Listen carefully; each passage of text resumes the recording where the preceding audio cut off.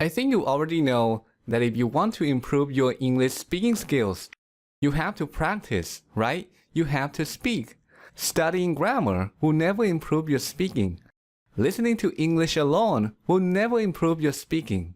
You have to actually speak. But what if you don't have someone to talk to in English? How can you practice then? Well, there's a technique that allows you to learn to speak English by yourself. No speaking partner is required.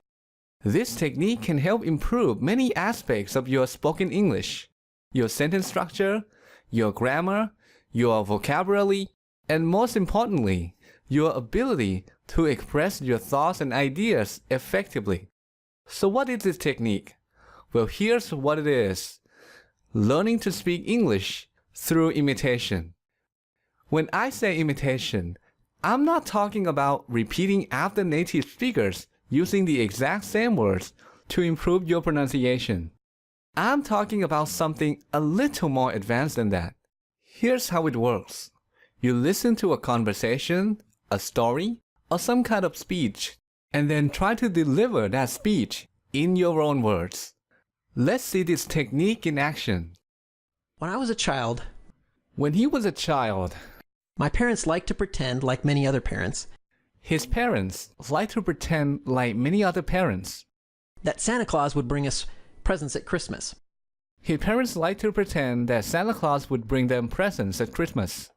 So when my siblings and I would wake up on Christmas morning, So when he and his siblings would wake up on Christmas morning, there would be a bunch of presents from supposedly Santa Claus sitting in front of the fireplace. there'd be a bunch of presents from supposedly Santa Claus sitting in front of the fireplace. So that's how it works. But that's just one way to do it. There are other ways too. For example, instead of imitating very small portions of speech, like phrases and short sentences, you can imitate larger portions of speech. So in this case, you wait until the speaker completes a thought or an idea, then pause and try to express that idea yourself. Another approach is to simply listen to the whole speech and then try to deliver that entire speech yourself. So there are several ways to go about it, but what I recommend is to combine them all together. And I call this approach easy to hard imitation. Easy to hard imitation is based on the concept of progressive training. The idea is that you start with something easy and then increase the difficulty of the activity, forcing yourself to get better. A number of studies have found this kind of training to be very effective.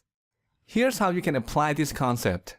Start by imitating small portions of speech first, like phrases and short sentences.